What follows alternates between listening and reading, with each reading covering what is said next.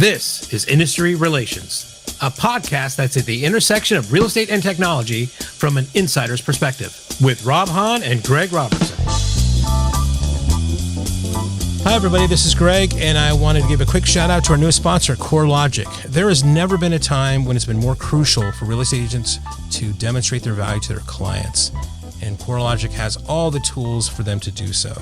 One Home has generated over 17 million unique users who are exploring listing and neighborhood data. Their invitation-only client portal has also amassed 2.3 billion listing views, and their new photo AI search helps turn clients' visual aspirations into reality.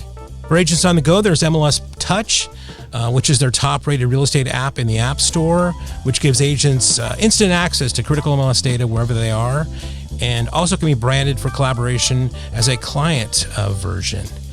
Next up is Realist. Realist gives agents expert level analysis of properties, which helps their clients make smarter decisions and also can help them with their lead generation efforts. All of this is underpinned by Matrix, the industry's leading MLS system.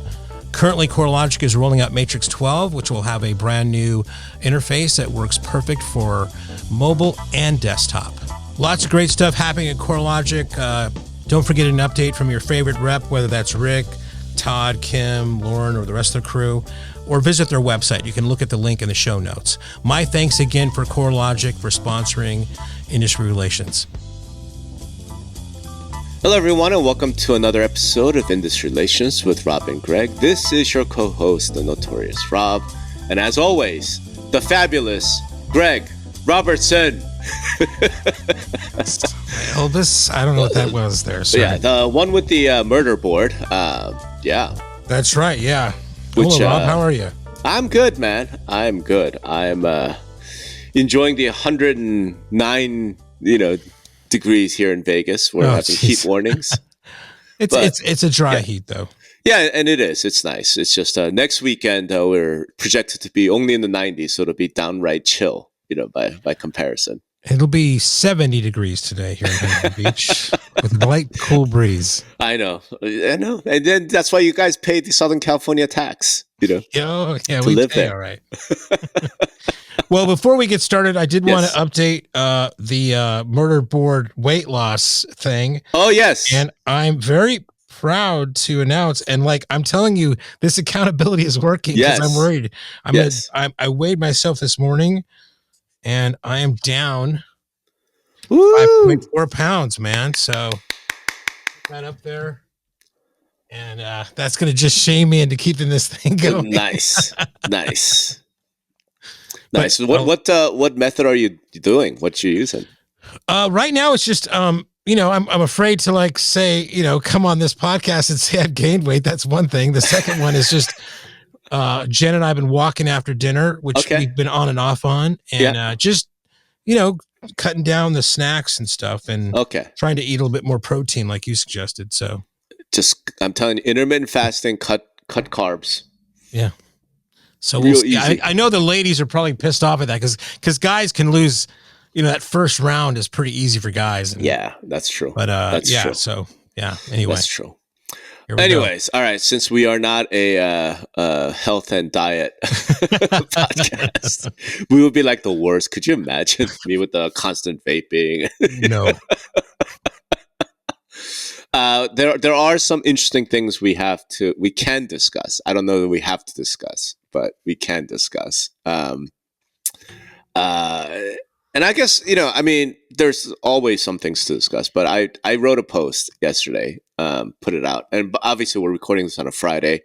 So by the time it goes out, this would be a couple days old, and I may have done some follow-ups, but I thought it's worth discussing, which is, Inman ran a story where Michael Ketchmark, kind of came out and said some things, and I'm just kind of like, I don't, what? I don't understand. So I wrote a big thing about it, and I just thought, maybe it's worth talking about. So he made some vague threats about you better not screw around. So I'll just read the article, right? Right. So the way that the article goes is the NAR settlement, hasn't received final approval. DOJ may yet interfere. We've talked about the DOJ and its role in all of this. And says allows offers of compensation to be made as long as it's off the MLS. Okay. So Inman called Ketchmark, I guess, and it asked him, and Ketchmark declined to say whether NAR statements were accurate, but nonetheless issued a warning. Here's the warning. This is a quote. Quote, steering is a very serious legal issue in the antitrust world. Anyone who thinks they can send out a few emails or bury their head in the sand and avoid the application of the law is wrong. As these new rules take effect, we will take legal action to enforce the settlement agreement. And I felt compelled to write on this. Like, I don't understand what the threat is here, right? And I don't quite understand what he or the other lawyers could come back with, right? And because again, was what I've been saying, ever since the settlement agreement was. Yeah, because he wasn't arguing that. Was he arguing that what NAR was saying was not what was in the agreement? Because those two things are in the agreement. I mean, it's just, I'm not sure, right? I'm not sure. So, because I'm like, I think my interpretation of the agreement is the one that everyone in the industry shares. And it's, to me, the common sense one, which is, okay, so here's, because of, basically after I wrote this and published it, I got a very excellent email, from a good friend of mine who's in the industry, who's an attorney, and was like, you're wrong. And I love to be wrong. I love being wrong. So I thought we would discuss that, right, as well. Basically what it says is 5813, practice changes in paragraph 58 shall not prevent offers of compensation to buyer brokers or other buyer representatives off of the multiple listing service. You, me, NAR, the entire industry, I think would interpret that as, okay, so offers of compensation are allowed. As long as MLS. It's not on the MLS, right? Right. Okay. And my view was, okay, but Ketchmark negotiated that term. Like, it's not like he was just on the outside, right? Like, he was in the room when they're negotiating a settlement agreement, and maybe NAR say, hey, we want to keep offers of compensation. We agree we won't do it on the MLS, right? Maybe it's the NAR said, look, we don't control brokers. We only control our rules, and we only control the MLS rules. So we can't agree to ban cooperation and compensation. So Ketchmark said, fine, we'll settle for that, right? Maybe that's the way we should think about it, right? But anyway, they agreed to that. And then there's, the settlement agreement says you can advertise, right, offers of compensation, right? And I'm reading. On your own listings. On your own listing. It says a realtor or realtor MLS participant displaying both, one, data or data feeds from a realtor MLS, and two, offers of compensation to buyer brokers or other buyer representatives, but only on listings from their own brokerage. That's permitted. Like, the settlement agreement says you can, like, that's what it says, right? Okay, well, what it says is the provision is not violated by, right? So the structure, and I think I'm dwelling on this because it's important, according to my friend who says I'm completely wrong, right? The provision is, hey, you can't do this. You can't display offers of compensation. MLS can't have any of this, right? But that prohibition is not violated by a broker putting on the broker's own website offers of compensation on the broker's own listings. Okay, so that's how I interpret it.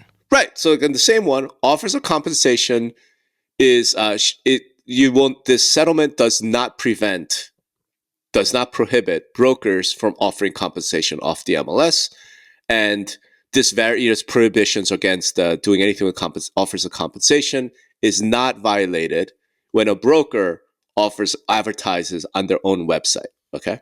And I would also say, Rob, just to bolster that. Yeah. The DOJ has come out and said, we don't want offers of compensation anywhere, to me, correct. Which to me, they're interpreting the same way you are. Right. That they are in the agreement, they are allowed in some cases, right? Right. Yeah. So, with that, so I said, okay, well, given that, so I'll go through kind of what I was just puzzled, and look, I'm not other people. Like, I have a lot of respect for Michael Ketchmark. He won a big case, right? but I don't understand what he's saying. I don't understand what he's talking about. Right? It almost felt like what they're saying is, yes, the settlement agreement does permit, offers of compensation and sharing offers of compensation, as long as all of that is done off of the MLS. It almost seems like what Ketchmark is suggesting is that is not true. I think what he's suggesting is you cannot make offers of compensation anywhere. And if you do, we'll come after you. Yeah, well, that's very different. I mean, he didn't confirm that. I mean, but it's like, okay, but if that's what you meant, then why not just respond to Inman and say NAR's interpretation is wrong? You are not allowed to make offers of compensation. If you do, we'll sue you. He doesn't say that.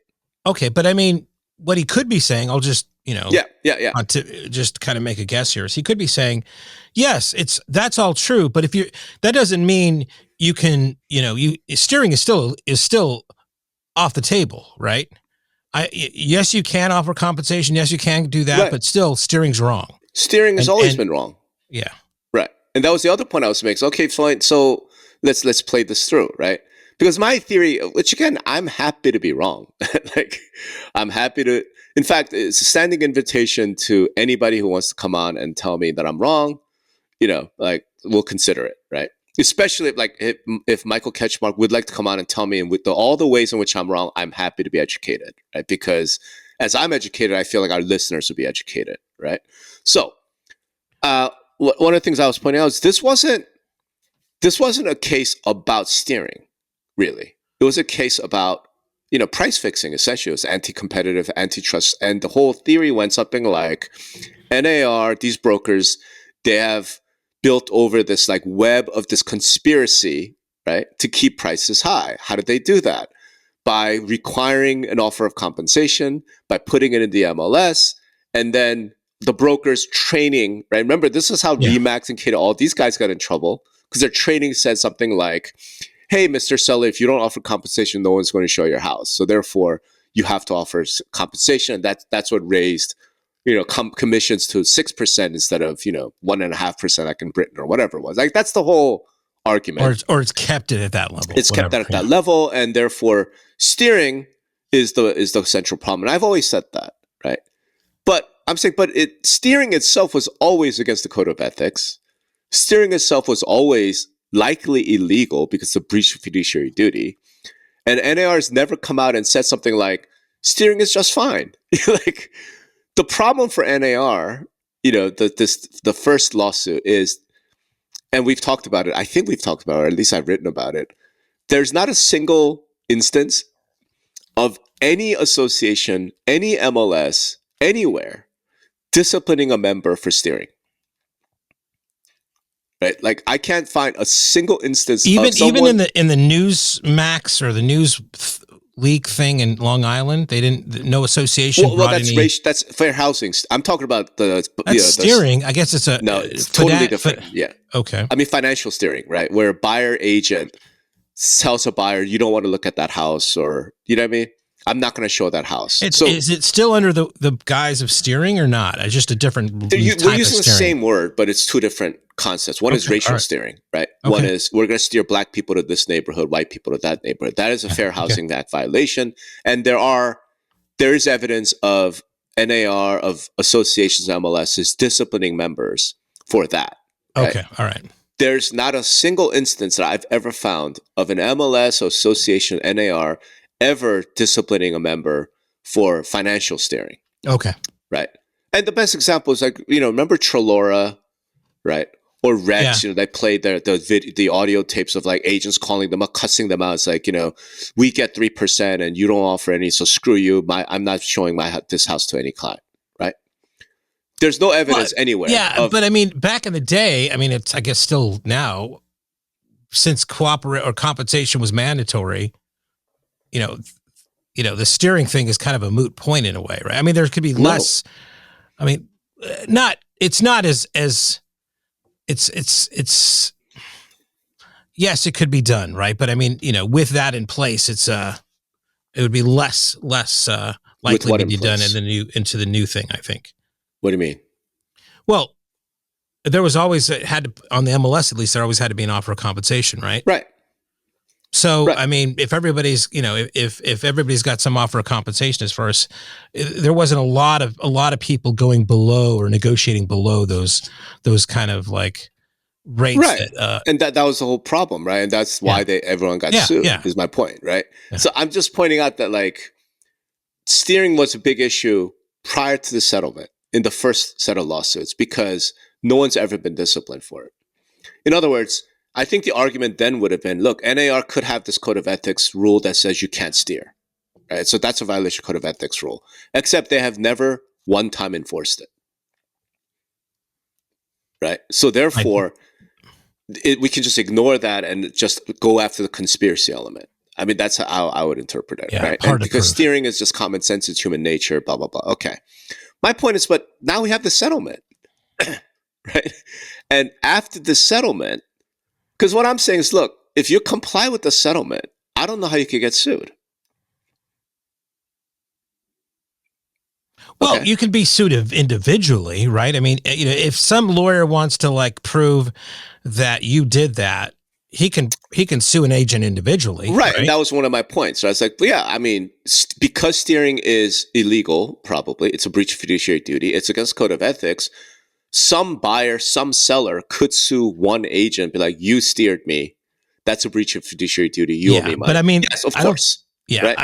I don't think you can sue a brokerage or, for that matter, a franchise or NAR unless they had training materials or document that there was some sort of cabal, I guess, or something, whatever you want to say. Yeah. So it was institutional. It was institutional. Yeah. Systemic, institutionalized, right? So, and I should have used that word. I kept saying company wide because there's a case pending right now, Houlihan Lawrence out in New York, where it is a class action lawsuit that has to do with steering, it has to do with lack of education, it has to do with that stuff, right? But one of the things I'm bringing up was Houlihan Lawrence, like their corporate training materials, their corporate policies, right? I'm like, okay, but if we don't have that, if we have no evidence of a company going and training its people to steer or anything like that, then I don't see how their class action is possible, right? Or the class would be very small. It would be so what is all of the consumers of this agent. Yeah, yeah. So what is Ketchmark saying in his remarks? He's saying, I'm going to come back. He's going to sue every agent? So it's this vague threat, right? Yeah. So that's why I wrote this. I'm like, I don't understand how this could be.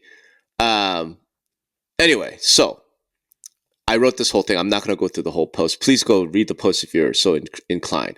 Here is where my friend wrote me saying, you're dead wrong. Okay. So I'm just going to read from his email. Yeah. Okay. Okay. Not one lawsuit is going to clean up the entire cartel. This is just the first set of lawsuits. It's not alleged. It's a settlement agreement, right?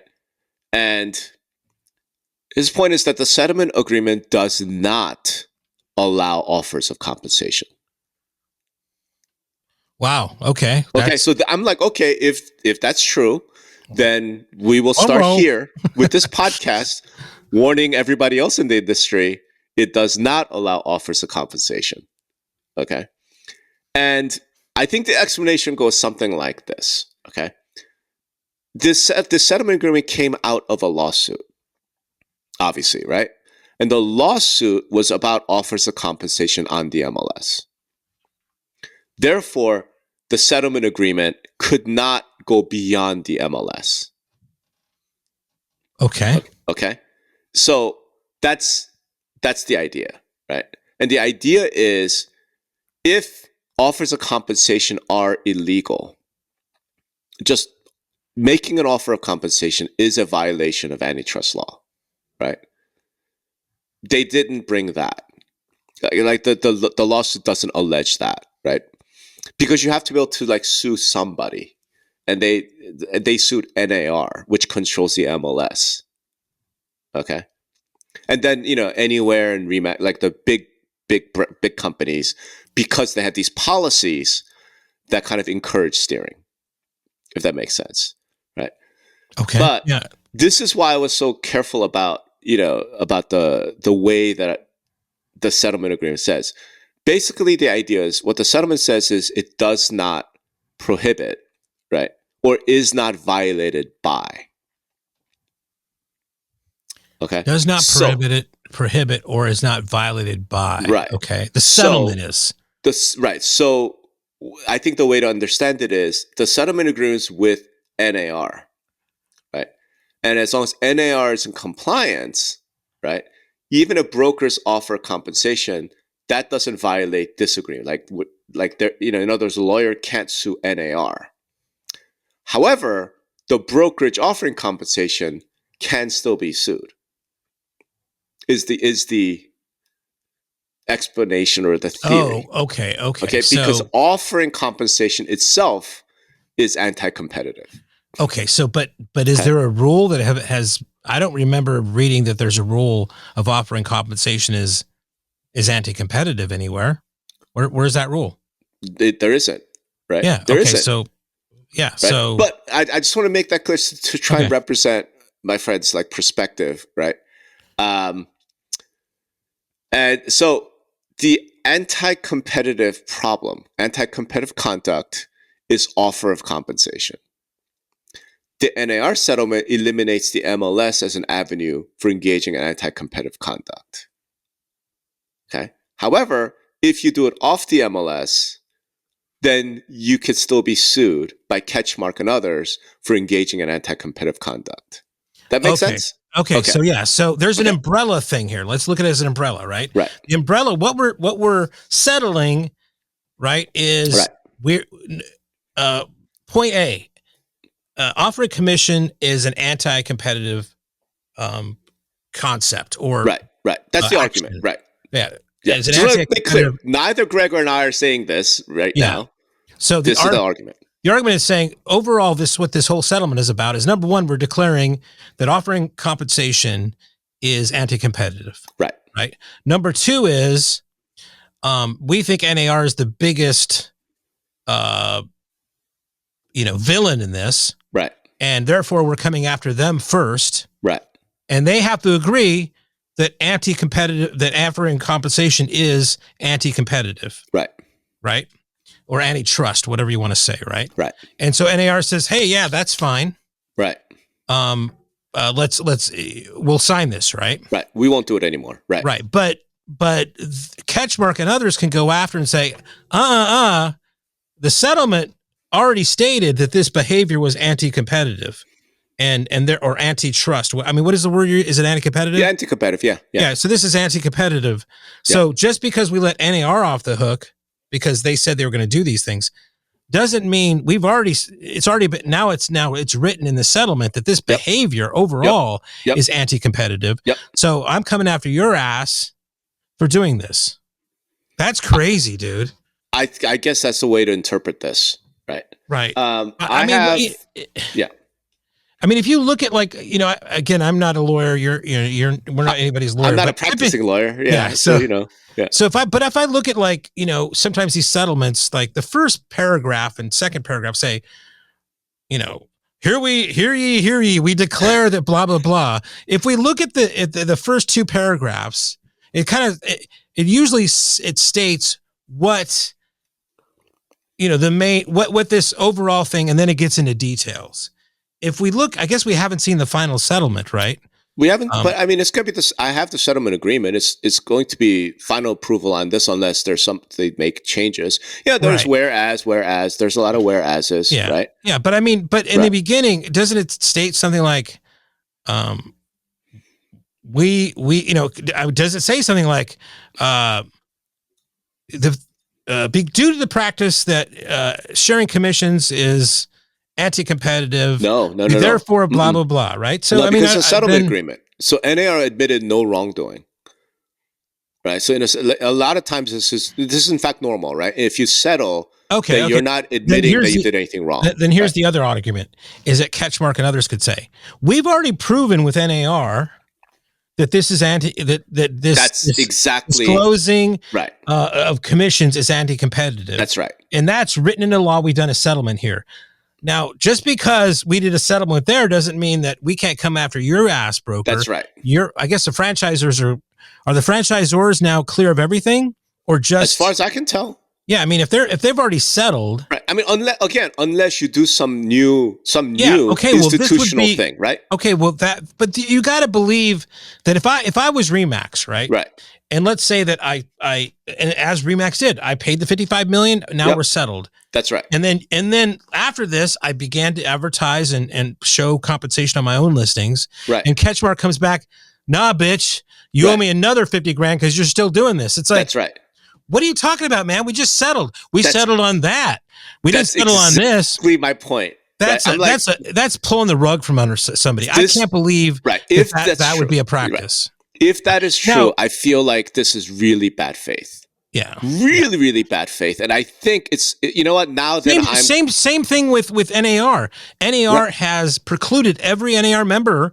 They are in this settlement, and if they came back, Ketchmark or anybody else through the broker or any other channel said, "Nah, bitch, you owe me money because you're still doing this, and this was only them." That would be such bad faith. That's right. Yeah. So so I'm like, either I think he's crazy. I think he's crazy, and my friend's wrong, or he's right and I'm wrong. Okay, no, he's wrong. He's wrong. But let's say he's right, because it's more interesting. Let's say he's right, and I'm misreading this, right? Well, then we got a world of hurt coming, big time. If I'm misreading this, everybody in this is misreading this. Yeah. Well, the DOJ is misreading it, as I said, because the DOJ says, when they were asked about the R&R settlement, they said we think it should be, offers of compensation should be nowhere, which means that they think in their head this compensation only covers it for NAR on MLS, on MLS, right? So if the DOJ's thinking, like I said, if the DOJ's thinking it's this way, we think it's this way, the industry thinks it this way. This guy, everybody thinks this way, maybe other than Ketchmark and the plaintiffs' lawyers. God, if Ketchmark, I can't believe if he went back to agents and brokers and started suing, or brokers, let's say, or franchisors and sue them because, hey, you're not supposed to be doing. What do you mean? We just settled with you. Well, we settled on that one, not on this one. No. It's even worse. It's even worse. Oh man, it's even worse. Would be nuts, it'll be this. Basically, a year from now, right? Some broker is publishing compensation on his own listings on his own website. The MLS has nothing to do with it. Okay. Again, whether you do that or not, that's a business thing, right? No. You say, hey, you know what? This is what we're used to. We're going to publish compensation. Ketchmark sues him, right? Hey, you're anti-competitive behavior. And the broker goes, wait a minute. Like, here's a NAR settlement that says right here, I can do this. And the response is, no. What the settlement agreement says is, this settlement agreement is not violated by, but the settlement agreement is with NAR. It's not with you. Yeah. And you are engaging I'm like, this is crazy, bro. This is some serious fucking bad faith. Yeah. On everybody's part, if that is true. So here's what I will say. And I think I'm bothered by this because I don't know when you and I might have done this on the podcast. I know I wrote about it somewhere. I've talked about it. Because I was asked once before the settlement agreement, like, what could a settlement agreement look like that would eliminate compensation? Just straight up eliminate offers of compensation. And the point that was made was NAR cannot eliminate offers of compensation. Right? Like, NAR doesn't have that power because people want off. Like, cool. And I said, no, actually, NAR can. Right? As far as NAR is able to. Simply by making a code of ethics violation for any realtor to accept compensation from anyone other than the client. Yeah, sure. Right? That's because then fine, you could make an offer, but if it's a violation to receive it or accept it or any sort of inducement, then boom, eliminate it. Right? At least as far as NAR and all MLS, a realtor MLS concerned, right? They didn't do that. They did not negotiate that. In other words, the rule changes that was demanded as part of the settlement agreement did not say, NAR, you're going to change your rules, you're going to change the code of ethics to make it very clear that realtors are not allowed to accept compensation, right? Because that would have opened up the door to the concession route that everyone seems to like, right? Where the seller offers concessions to the buyer, and then the buyer chooses whether to pay the agent or not. I'm saying, fine, just make it where you as an agent cannot be paid or offer any inducement by someone who's not your client. They didn't do that.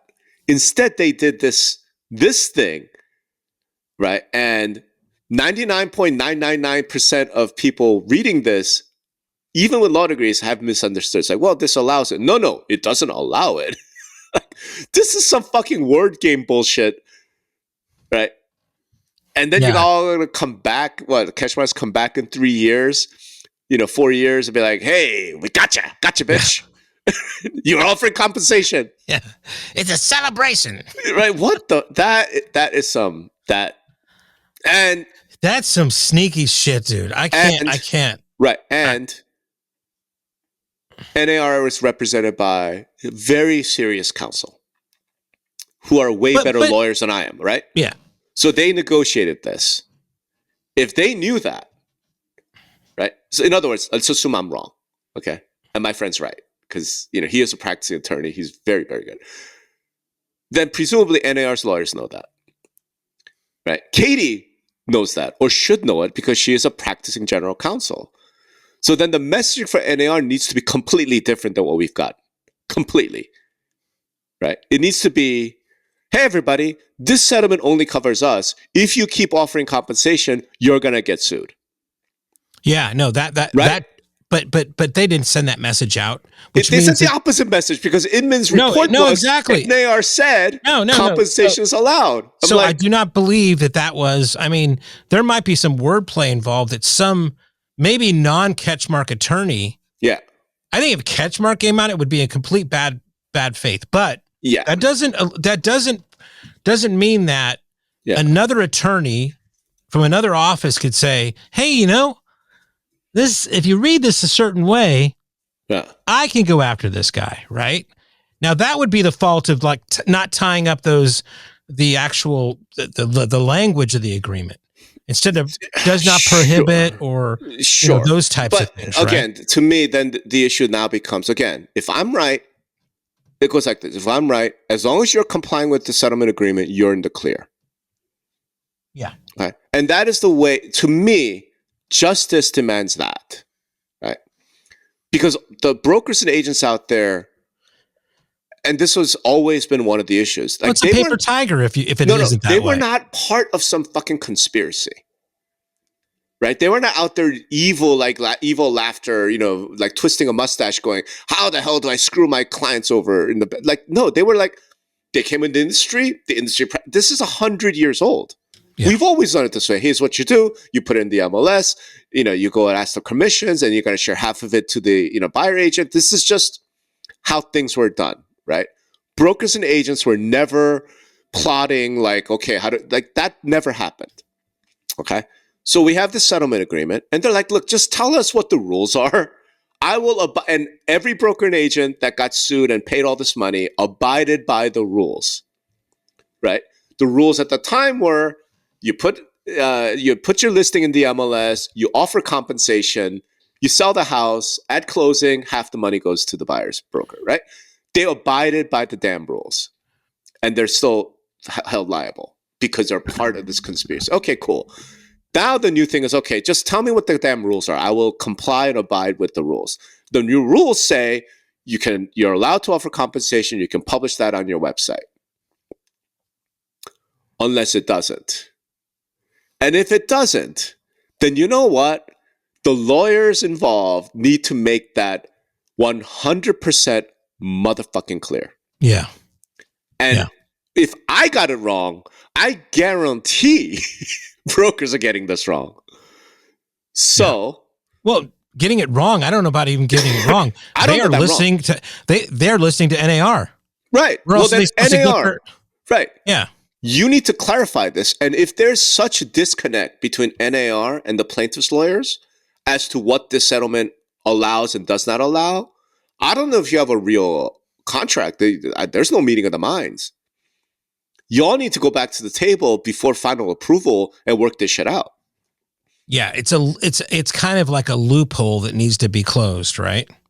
Kind of. Like, you need to really understand, is offering compensation anti-competitive? Is it illegal? Is it going to subject a broker or an agent relying on this settlement agreement to do it? Like, we're within the rules. This is clearly what it says. We're allowed to do this.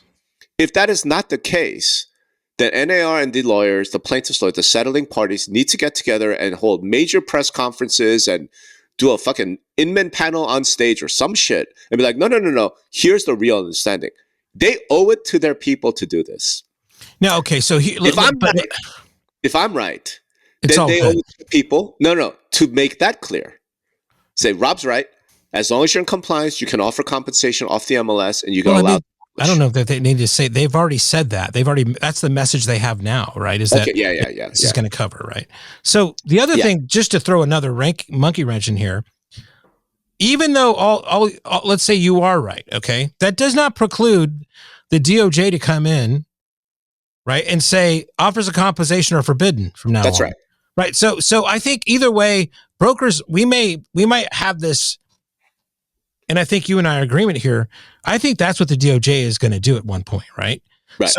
So whether or not this, it kind of makes this issue a little bit moot because at some point, right, we think it's going there. So act accordingly, adjust accordingly, right? So there's going to be a world where that is. No, you're right. And my point though was, and I said that, look, the DOJ could come back in because the DOJ is not part of the settlement agreement, right? They have an existing lawsuit. They don't have to file some brand new lawsuit. They could just revive the old one, right? Because statute of limitations is told. They could do that. And when they do, the reason why the DOJ would do it is because they're not happy with the settlement. They're not happy with the rules under the settlement agreement. Yeah. Right? Well, but anyway, so if they come in and say, yeah, no, this is not good enough. We're going to change the rules. So once again, you can't offer compensation at all. Right? And NAR agrees that, hey, consent decree, you're the Department of Justice, we surrender. So the new rules say no offers of compensation anywhere. My thing is, if you're a broker, let's say that takes 3 years, because they move slow, right? So my point is, if a broker is offering compensation and publishing that compensation on his own website between now and that eventual future, right? To me, he can't get sued for those 3 years. Right. Because he's in compliance with the settlement agreement, right? Are you telling me not to abide by the settlement I just signed? That's crazy. Yeah. Right. Like you can't get sued for complying with the settlement agreement. Right. Because now once the Department of Justice comes in and then the new rules, fine. And then you're still doing it. Okay. Now you're in violation of the new rules and now maybe you can get sued. I'm just looking at it as like, you can't. But that's my point. My point is apparently my friend thinks that's not true. That you can get sued for complying with the settlement agreement because there's a misinterpretation. I'm like, then fine. It's up to somebody's job, not my job. Although we're doing it, I guess, with this podcast, right? It's somebody's job to make I'm really super fucking clear to brokers and agents. If you offer compensation, you can get sued.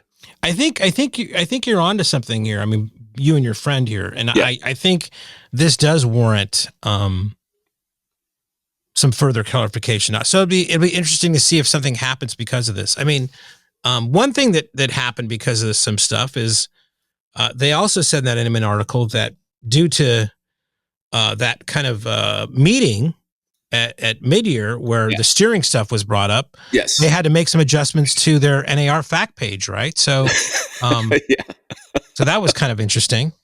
So sounds like somebody's listening over there, and we'll see if they're listening to this as well. Yeah. So look, then this to me, then at this point, some people need to make this really, really clear, right? Now, having said that, then let's go to take step 2. Okay. So I think we've clarified the confusion around the offer of compensation, right? I think most people reading the settlement agreement would say it's allowed, right? And you can publish on your website. The MLSs like CRMLS, Bright, and others, and NAR, like they're really pushing concessions real hard. Right? They don't really want you to offer the compensation anymore. They want you to concessions, right? And now we have concession fields, whereas a listing agent, you can say my seller is offering 2.5% concessions. What do you think about that? Right. Well, Because we talked about this with no, the no, no, Northwest no, MLS. no. Yeah, Right. it's as many of these MLS is saying, concessions have been as part of the MLS for a long time, and in some cases, I think CRMLS has been on the record of saying over 40% of sales have had concessions. So this is not an anomaly having concessions on there. Right. I was reading something on Twitter that, somebody was starting to use one of the concessions field, and it said in the concessions field, hey, we have $49,530 in concessions for this listing. Right. Right. And we were trying to figure out, wow, that's a precise kind of number. Almost it's a precise number, but it's also, which is probably part of this, it's a marketing thing. It's like, and so my friend that I was talking to, I think Cole, you just talked to the other day, was saying, well, why don't they just discount the price that much? Right. Well, then it's like everybody negotiates, right? So it's like, I think if you separate it, there's it is kind of like it's putting a ceiling on what you're willing to do. And do they want the chandelier and the furniture, but not pay the buyer broker, or they've already signed an agreement with the buyer broker, so they don't have those options? I mean, it's going to be, I think there's going to be a lot of ways of doing that. Now, overall, though, are we just changing some consonants and vowels in the word concessions and compensation and commissions? Right. It's a slippery slope, man. And we're going to see, believe me, agents are very, very clever. Yeah. So we're going to see exactly how this pans out, and it's going to pan out in ways we never thought of before. And I think it's going to cause some problems. But I mean, we got to, again, like I say all the time, it's software. We have to launch, see what happens, iterate, right? So as far as this concession thing, we have to do something here. This is what our hypothesis is now, that this is going to solve some problems. And if it doesn't, we're going to have to iterate that and put something out again. So what else are you going to do? Well, here's why I'm bringing this up, though, because in light of that confusion around the compensation language, right? Like I said, me and everybody in the industry is like, this settlement agreement allows compensation and you can publish on your website, right? I think that, again, I'm pretty sure that 99.99% of people reading the settlement agreement thought the way I did. Yeah. I think I'm still right. But let's say I'm wrong. Okay, fine. So then move to concessions field. So, and again, now we've created concessions fields where you could enter information about the concessions that my seller is offering or willing to offer. Okay. The settlement agreement then says, it shall not prevent offers from sellers from offering buyer concessions on a realtor MLS, e.g. for buyer closing costs, so long as such concessions are not limited to or conditioned on the retention of or payment to a cooperating broker, buyer broker, or other buyer representative. To me, when I read that, and again, I said this kind of from the beginning, I'm like, that language is very vague and yet threatening, right? And my feeling is, if you have a concessions field and you put anything definitive in the concessions field for buyer broker payment, you could be in trouble.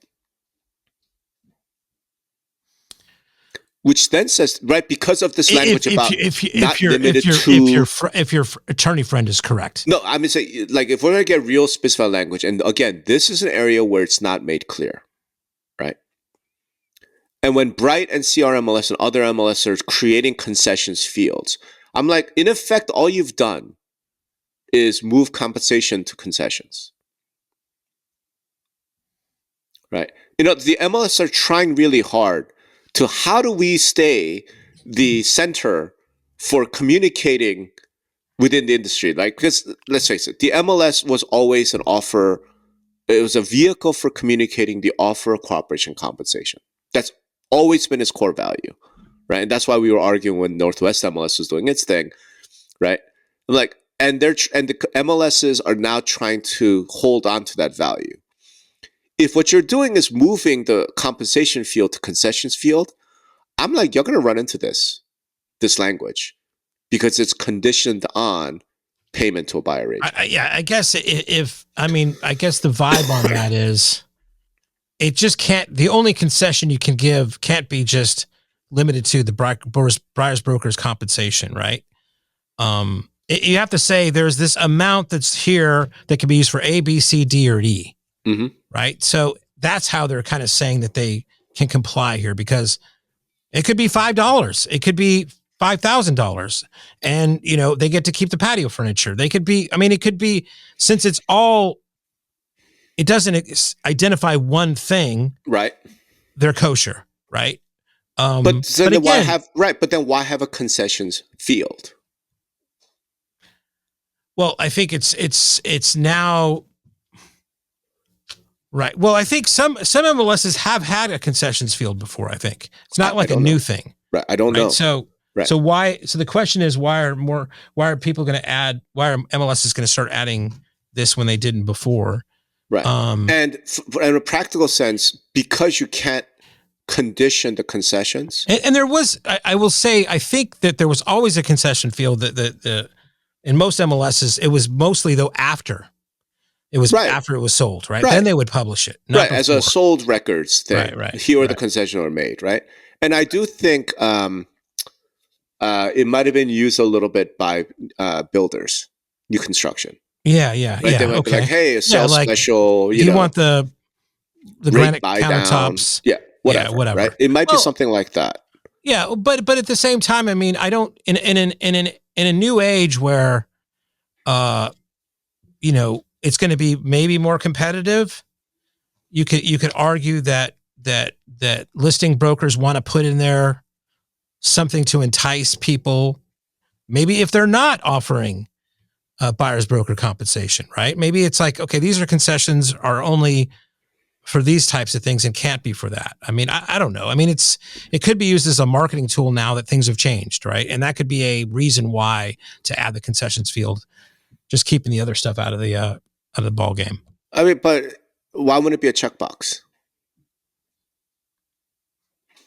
Right. In other words, I think think, but Rob, I think again, some MLSs will have a checkbox, some will have a field, some will have both, right? I think we're going to see a lot of different implementations of this, and we're going to have to see what causes problems, and we'll find our way there, right? But we've got to start somewhere. Everybody's going to start. No, I agree. Right? We got to start somewhere. My point is, this sort of interpretation of what this agreement says and actually means, and does, Bright and CRMS for them to add things like concession field, it's not 5 minutes. Like, okay, let's add it, and it's not going to be 5 minutes. Okay, let's just get rid of it. I mean, there were committee meetings, lawyers, and I mean, it takes a lot of effort to do something like that. My point is, I'm looking at this like, why would you ever have a concessions field? Why wouldn't it be a checkbox? Concessions considered, yes. Right. And I was talking to Sunny about this because she's the one with actual experience like selling real estate, right? And her point is, look, unless the listing says house sold as is, right? Like buyer beware, handyman special, house sold as is. Unless it says that, everyone's assumption is we're going to ask for concessions. Right. Right. We're going to do the inspection. Oh, look, the roof is leaking. Oh, you have a mold problem. We're going to need some money back, or we're going to need something. Right. So it's almost like you don't even need to say that unless we're not offering anything. This house is as is, right? Sold as is. If not, the buyer and the buyer agent can submit an offer saying, here's our offer. We're going to give $10,000 for the roof, $5,000 for your shitty garden. And by the way, we need $10,000 to pay my agent. Right.